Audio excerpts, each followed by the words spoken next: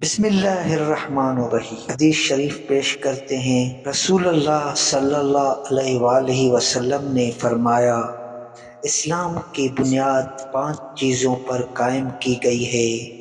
اول، گواہی دینا کہ اللہ کے سوا کوئی معبود نہیں اور بے شک حضرت محمد صلی اللہ علیہ وآلہ وسلم اللہ کے سچے رسول ہیں، اور نماز قائم کرنا اور زکوٰۃ ادا کرنا اور حج کرنا اور رمضان کے روزے رکھنا۔